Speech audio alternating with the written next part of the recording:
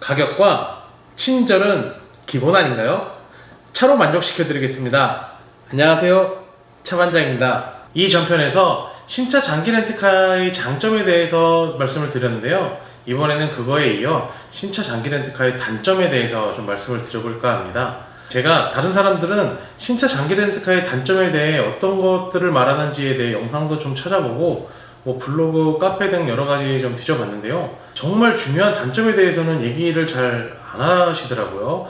그래서 제가 이번에는 이걸 모르고 타면 정말 바보 같은 신차 장기 렌트카의 단점에 대해서 말씀드려볼까 합니다. 우선은 많이들 얘기하는 신차 장기 렌트카의 단점에 대해서 얘기를 해보고요, 그거 끝난 다음에 제가 정말 신차 장기 렌트카를 하시는 분들이라면 이 부분을 꼭 알고 넘어가야 될 단점에 대해서 말씀을 드리도록 하겠습니다. 신차 장기 렌트카의 단점, 그 첫 번째, 중도 해지 시 위약금이 있다. 신차 장기 렌트카를 진행하실 때 3년이든 4년이든 5년이든 약정을 하고 진행을 하시는데요, 그 약정 기간을 다 채우지 못하고 해지를 하실 때는 위약금이 발생하게 됩니다. 요게 신차 장기 렌트카의 단점이라고 많이들 얘기하시는 것 중에 하나인데, 사실 이거는 신차 장기 렌트카의 단점이라기보다는 중고차 구입이나 새 차 구입과는 약간 다른 개념이라고 생각을 하시는 게 좋을 것 같습니다. 신차나 중고차를 구입하실 때는 벌써 이 비용이 앞에 납부를 하시는 거고, 신차 장기 렌트카는 이 비용을 계약을 만기 때까지 이행하지 못할 때는 이 비용을 나중에 납부를 하시는 그 차이인 거지, 신차를 지금 샀다, 오늘 샀다, 내일 팔아도 한 1,000만 원 정도 손해가 있어요. 제가 이 부분에 대해서 영상을 지금 따로 만들고 있는데, 왜냐면 등록세, 취득세가 7%에 공채 매입비, 보험 들어야죠. 그리고 신차를 구입했다고 하시더라도, 구입했다가 그 다음날 판매를 하시더라도, 제가 생각할 때는 3,000만 원짜리 소나타 기준으로 했을 때 한 500만 원 내외의 손해가 발생하게 됩니다. 그러면 거기에 등록세, 취득세, 공채, 기타, 대행료, 탁송료 이런 것들을 포함하면 한 800에서 많게는 한 1,000만 원까지도 차종에 따라서 손해를 보기 때문에, 이거는 신차 장기 렌트카는 나중에 계약을 다 끝까지 이행을 못할 경우에는 나중에 납부를 해야 된다는 것 뿐이지, 신차를 구입하시나 중고차를 구입하시나 어차피 내는 비용하고 크게 차이는 없다고 생각하시는 게 좋을 것 같습니다. 두 번째, 보험 경력이 인정되지 않습니다. 보험은 3년 동안 가입을 하지 않게 되면은 모든 경력이 0으로 바뀌게 됩니다. 초기화가 되는 거죠. 그래서 보험료를 많이 납부하시는 분들도 3년 동안 보험을 가입하지 않으시면 보험이 초기화가 돼서 다시 처음부터 시작이고요. 보험료를 적게 내시는 분들도 마찬가지로 3년 동안 가입을 하지 않으시면 보험료가 초기화가 돼서 다시 처음부터 시작을 하게 됩니다. 보험료율이 다시 처음부터 시작을 하게 됩니다. 그래서 사고가 많았던 분들한테는 어떻게 생각하면 오히려 이득이 되실 수도 있고, 사고가 적어서 보험료를 적게 납부하시는 분들한테는 단점이 되실 수도 있는 부분이네요. 세 번째, 번호판이 하허호다. 불과 4, 5년 전까지만 해도 하허호를 타고 다니면 무슨 렌트카를 타고 다녀, 이런 얘기들을 좀 많이 하고 하셨었는데, 지금은 이제 개인 사업자분들이 세금 처리나 법인에서도 리스보다는 렌트카가 혜택이 조금 더 있고 편하고 싸기 때문에 하허호를 많이 타고 다니셔서 인식이 많이 바뀌셨어요. 그래서 지금은 하허호를 타고 다닌다고 그렇게 보시는 분들이 많이는 없으신 것 같아요.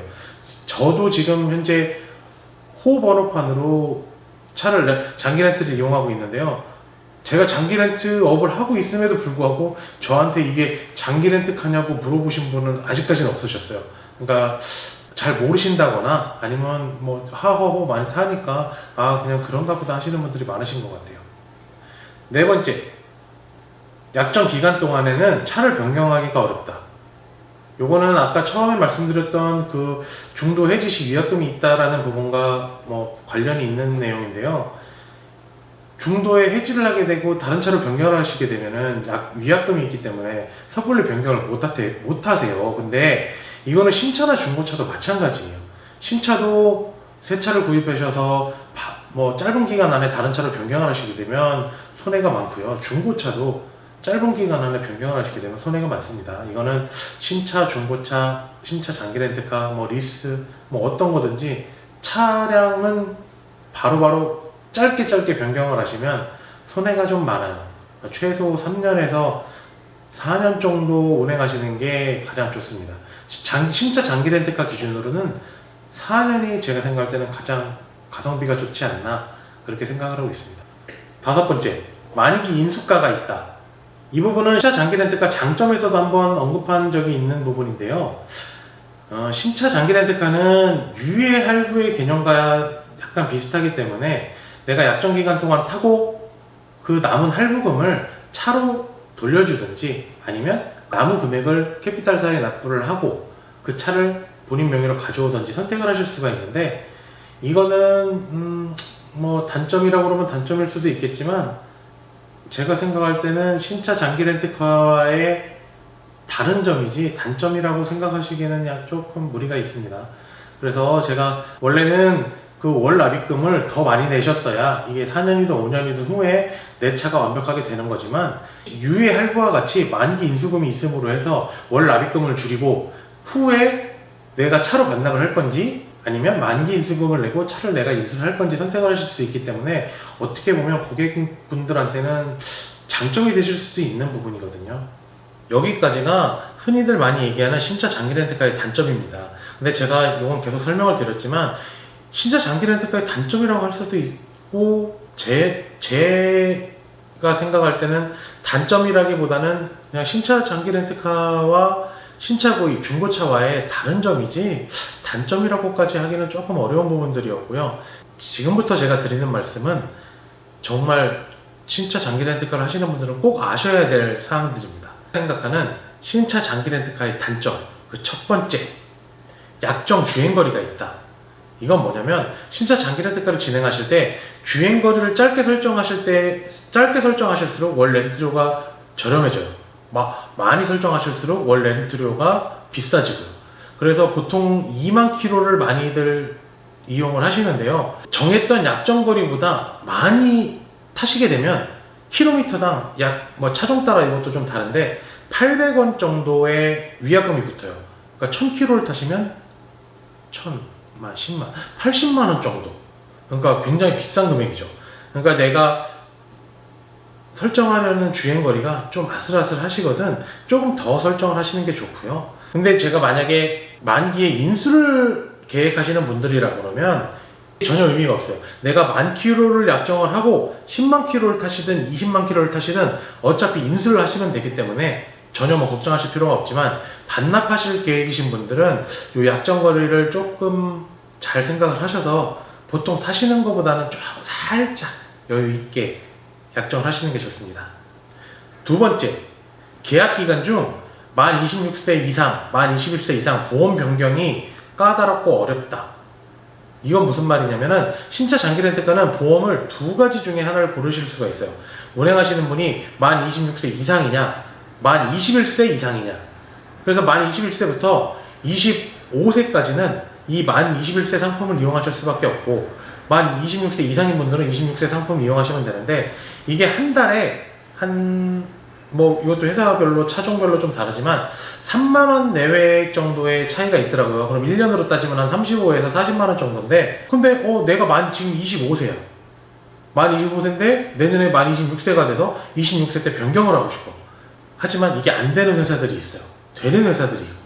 그러니까 이게 개개인에 따라서, 그러니까 이게 월 납입금, 단순히 그냥 지금 현재의 납입금과 렌트료도 중요하지만 이런 조건들을 좀 따져서 어디가 결국에는 더 저렴하게 이용을 하실 수 있는지 이걸 골라드려야 되는 게 저 차반장의 책임이 아닐까 이렇게 생각을 하고 있습니다. 세 번째, 자차 수리 시 지정 정비 공장을 이용해야 한다. 사고 시 지정 정비 공장을 이용해야 되는데 불편한 점이 또 뭐가 있냐면, 대도시에서는 지정 정비 공장이 좀 여러 개 있기 때문에 괜찮은데 중소도시에는 또 지정 정비 공장이 없는 경우가 또 좀 있거든요. 그러면 그 공장까지 차를 갖다 주든지 아니면 탁송을 보내야 돼요. 그럼 또 비용이 들어가겠죠. 이런 게 좀 단점이고요. 그런데 신차나 중고차보다 또 좋은 점을 얘기하라고 그러면 요거는 모든 회사가 그렇진 않고 몇몇 회사들은 이렇게 자차를 수리할 적에 대차를 제공해 주고 있어요. 그러면 내가 자차를 수리하는 게 하루 이틀이 걸릴 수도 있고 1, 2주가 걸릴 수도 있는데 그 기간 동안 렌트를 또 해주기 때문에 그냥 신차나 중고차를 구입하셔서 자기 보험을 들고 타시는 분들보다 더 편하게 이용하실 수가 있습니다. 마지막 네 번째, 전손 사고 처리 시에 위약금을 내야 된다. 이게 무슨 얘기냐면 전손 처리 사고라는 거는 책정되어 있는 차보다 수리비가 더 많이 들어가는 거예요. 그러니까 차가 완전 대파가 된 거죠. 이런 경우에는 사고가 나는 시점부터 계약 만기 시까지의 위약금을 납부를 하셔야 됩니다. 일반적으로 차를 사서 내가 보험을 들고 타시는 분들은 이런 경우에 자차 보험을 들었으면 그 자차에서 차량 금액이 나와요. 그러니까 손해가 없으신데 이 렌트카는 그렇지 않고 내가 혼자 100% 사고로 차를 대파를 시켰을 경우에는 그 사고가 난 시점부터 계약 만기 시까지의 위약금을 내셔야 돼요. 이게 제가 생각할 때는 조금 단점이에요. 물론 이 전손 처리라는 게 쉽지 않거든요. 왜냐면 신차 장기 렌트카는 새 차를 구입하기 때문에 차량 가격이 많이 책정이 돼 있어요. 근데 이거보다 수리비가 더 나온다는 건 정말 차를 완전 뭉개버렸다는 거거든요. 근데 이게 쉽지 않아요.